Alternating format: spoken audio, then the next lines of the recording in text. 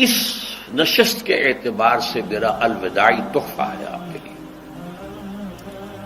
اور وہ یہ کہ میری جو دینی، ملی، تاریخی، سیاسی، عمرانی جو سوچ ہے، جو فکر ہے میرا، جو 50 برس سے زائد عرصے کے مطالعے اور غور و فکر پر مبنی ہے،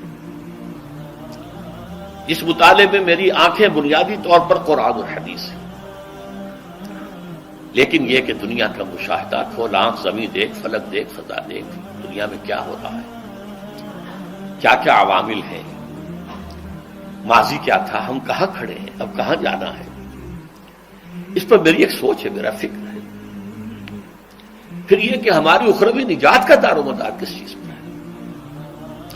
تاریخ کے بہاؤ کو نہ میں روک سکتا ہوں، نہ آپ روک سکتے ہیں، وہ تو ڈانگ بہتا رہے گا، اور اس کو فیصلہ کرنے والا صرف اللہ ہے۔ کسی فرد بشر کے اختیار میں نہیں ہے کہ وہ تاریخ کے بہاؤ کو موڑ دے۔ ہاں، محمد رسول اللہ نے موڑا تھا صلی اللہ علیہ وسلم، لیکن یہ ہے کہ ہم اس تاریخ کے بہاؤ میں تنکوں کی طرح بہتے چلے جائیں، یا یہ کہ ہمیں کچھ کرنا ہے۔ اس اعتبار سے میں اپنے فکر کا خلاصہ آج آپ کی خدمت میں پیش کروں گا، وہ میرا اس سلسلہ اجتماعات کے اعتبار سے الوداعی تحفہ ہوگا۔ اب میں آغاز کر رہا ہوں۔ پہلی بات، اس سبب میں 3 باتیں مجھے کہنی ہیں۔ سب سے پہلی بات یہ کہ زندگی کی سب سے بڑی حقیقت موت ہے۔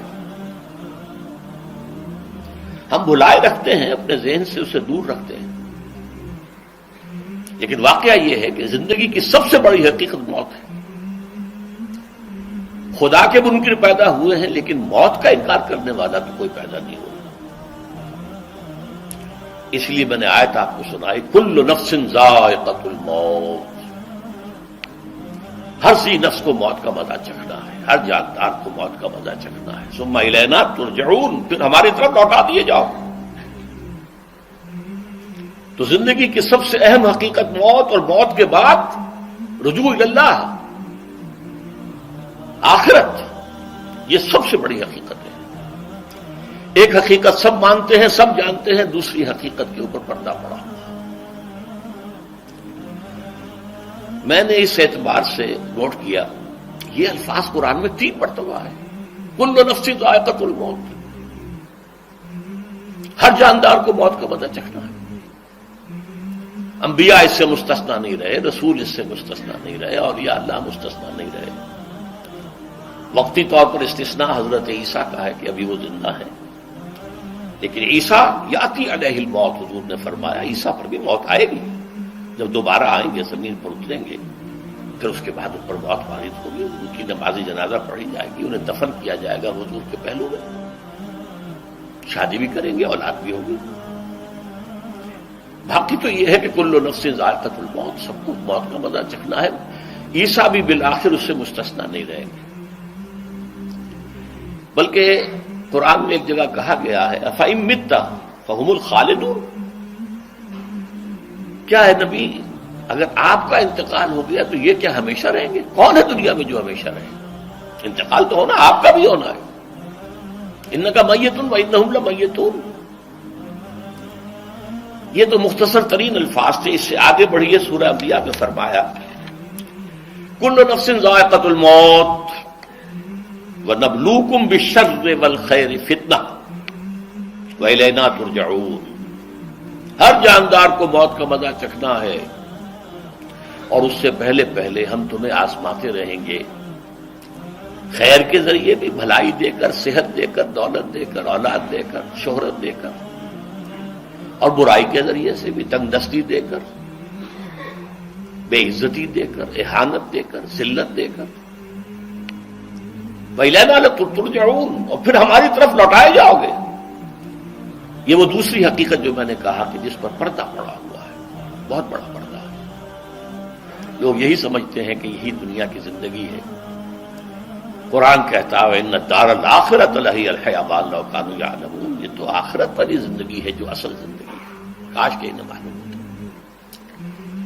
اس سے بھی زیادہ تفصیل سے یہ آل عمران میں آئی ہے آیت، کل نفس ذائقۃ الموت وانما توفون اجورکم یوم القیامہ، ہر جاندار کو موت کا مزہ چکھنا ہے اور پھر تمہیں پورا پورا تمہارا اجر اور بدلہ دے دیا جائے گا قیامت کے دن۔ فمن زحزح عن النار وادخل الجنۃ فقد فاز، جو کوئی آگ سے بچا لیا گیا اور جنت میں داخل کر دیا گیا وہ تو کامیاب ہو گیا۔ اللہم ربنا اجعلنا منہم، اللہم ربنا اجعلنا منہم، اللہم ربنا اجعلنا منہم۔ وما الحیات الدنیا الا متاع الغرور، اور دنیا کی زندگی تو سوائے دھوکے کے سامان کے اور کچھ نہیں ہے۔ دھوکہ کس معنی میں؟ یہ تمہیں اصل زندگی سے غافل کر دیتی ہے۔ تم کہیں سفر پر جا رہے تھے، تمہارا کہیں گھر تھا، تمہیں واپس آنا تھا، تم راستے ہی میں کسی دلچسپی میں ایسے مگن ہوئے کہ گھر بار سب بھول گئے۔ یہ تو تمہارا عارضی سے سفر تھا، تم نے اسی کو اپنی منزل بنا لیا، اپنا ٹھکانہ بنا لیا، تو دھوکہ دیا اس نے تمہیں۔ ویسے دنیا کی زندگی دھوکہ نہیں ہے، بڑی حقیقت ہے، اس لیے کہ حضور نے فرمایا انما الدنیا مزرعۃ الآخرہ، یہ دنیا آخرت کی کھیتی ہے، یہاں بوؤ گے تو وہاں کاٹو گے، یہاں کچھ کمائی کرو گے تو وہاں اس کا بدلہ ملے گا۔ اس اعتبار سے دنیا بہت بڑی حقیقت ہے، ایک ایک لمحہ بہت بڑی قیمتی شے ہے، لیکن اگر یہ دنیا تمہیں آخرت سے غافل کر دے تو اس سے بڑا دھوکے باز اور کوئی نہیں۔ یہ اصل دجال ہے۔ میں نے تقریباً 60 برس کی عمر کو جب میں پہنچا تھا تو موت کا انتظار شروع کر دیا تھا۔ میرے قریبی احباب کو معلوم ہے، میں کہتا رہا، یہ بھی کہتا رہا کہ بھائی میں اپنے حصے کا کام کر چکا، جتنی صلاحیت اللہ نے دی تھی، جتنی بھی میرے اندر استعداد تھی، میں اس کو بھرپور طریقے پر استعمال کر چکا۔ دم واپسی برسرے راہ ہے عزیز و اللہ ہی اللہ ہے، یہ میرا معاملہ رہا ہے 60 برس کی عمر سے۔ اس کے بعد اللہ نے مزید 14 برس دیے ہیں، یہ نافلۃ لک کے درجے میں میں کہتا ہوں، اس کا اللہ کا عطیہ خصوصی ہے، نفل ہے، ہمیشہ کہتا رہا ہوں۔ مسنون زندگی تو 61 برس ہے ہمارے حساب سے۔ علامہ اقبال کے بارے میں سنا ہے کہ رویا کرتے تھے کہیں میری عمر حضور کی عمر سے زیادہ نہ ہو جائے۔ وہ 6 مہینے کم ہی رہی ہے حضور کی عمر سے۔ جو حضور کی عمر تھی وہی حضرت ابو بکر کی، وہی حضرت عمر کی، وہی حضرت علی کی۔ ہاں، حضرت عثمان 82 برس کے ہوئے ماشاءاللہ۔ پھر یہاں کے مجددین میں سے وہی عمر حضرت شیخ احمد سرہندی کی، وہی شاہ ولی اللہ دہلوی کی۔ ہاں، شیخ عبدالحق محدث دہلوی رحمۃ اللہ علیہ 82 برس کے ہوئے۔ لیکن یہ میں کہا کرتا تھا مسنون عمر تو 61 برس ہے، جسے ہم 63 کہتے ہیں وہ اصل میں ہمارے حساب سے 61 بنتا ہے۔ وہ 63 قمری ہے، جو 9 دن کم ہے، قمری سال جو ہے وہ شمسی سال سے۔ بہرحال میں اس وقت سے منتظر تھا، لیکن جو بھی وقت اللہ نے دیا ہے اللہ کا شکر ہے، وہ مفید کاموں میں لگا ہے۔ ان میں خاص طور پر میں سمجھتا ہوں کہ اللہ کا مجھ پر سب سے بڑا احسان، اور مجھے پر نہیں، بہت بڑے پیمانے پر لوگوں پر جو احسان ہوا ہے، وہ میرا 1998 کا دورہ ترجمہ قرآن ہے جو کراچی میں ہوا تھا۔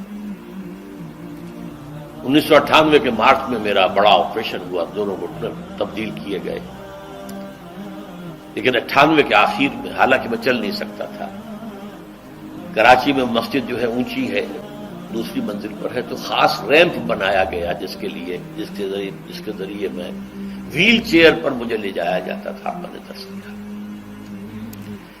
اس درس کی گزشتہ چند سالوں سے پوری دنیا میں جو گونج ہوئی ہے اللہ کے فضل و کرم سے، اللہ کوئی حکمت خداوندی اس کے ساتھ وابستہ ہے۔ اس میں میرے کسی کام کو دخل نہیں ہے، میری کسی کوشش کو دخل نہیں ہے۔ میں نے تو جو درس میں دیتا آ رہا تھا سن 85 سے دورہ ترجمہ قرآن، البتہ یہ بات ضرور ہے کہ میں نے محسوس کیا تھا کہ سن 98 کے اس درس میں دورہ ترجمہ قرآن کے مجھے خصوصی انشراح حاصل تھا۔ میری ساری گفتگو کا حاصل کیا ہے؟ دیکھیے، نظریاتی تحریکوں کا تعلق اشخاص سے نہیں ہوتا، ٹھیک ہے، کوئی اس کا داعی ہوتا ہے، کوئی اس کا مؤسس ہو جاتا ہے، کوئی اس کا آغاز کرنے والا ہوتا ہے، لیکن نظریاتی تحریک افراد سے وابستہ نہیں ہوتی۔ افراد آتے چلے جاتے ہیں اپنا اپنا حصے کا کام کر کے، جس کو جتنا مقدر ہے، جس کی جتنی اللہ تعالیٰ کی طرف سے توفیق ہے، وہ اپنا کام کرے گا، چلا جائے گا۔ یہ چمن یوں ہی رہے گا اور ہزاروں جانور اپنی اپنی بولیاں سے بول کر اڑ جائیں گے۔ مبارک ہیں وہ لوگ جنہیں قرآن کی بولی بولنا نصیب ہو جائے۔ وَإِنْ يَحْسَبُ أَنِّي مِنْهُمْ، مجھے گمان ہے، اللہ کا فضل ہے کہ میں ان میں سے ہوں، میں نے قرآن کی بولی بولی ہے، اور قرآن مجید کو جیسا کہ وہ ہے ایز اٹ از، اپنے کو مذمومہ خیالات، اپنے کوئی ذہن سے زائدہ نظریات کو میں نے اس میں دخل نہیں دیا، جسے انگریزی میں آپ آبجیکٹولی کہتے ہیں، خالص معروضی طور پر قرآن کو پڑھا، قرآن کو قرآن سے سمجھائے یا پھر سیرت رسول سے سمجھائے۔ میں لفظ سنت کی بجائے سیرت استعمال کر رہا ہوں۔ قرآن مجسم حضور تھے صلی اللہ علیہ وسلم، اور حضور کی سیرت اور حیات جو ہے وہ قرآن مجید کی اصل تفسیر ہے۔ یہ حقیقت بھی بہت کم لوگوں کے علم ہے۔ وہ احادیث کا نام تو لیتے ہیں، احادیث بھی ہے، سیرت بھی تو احادیث ہی سے ہمیں ملتی ہے، لیکن میں خاص طور پر سنت یا حدیث کی بجائے سیرت کا استعمال کرتا ہوں۔ قرآن کی دو سورسز ہیں، قرآن خود اور سیرت رسول صلی اللہ علیہ وسلم۔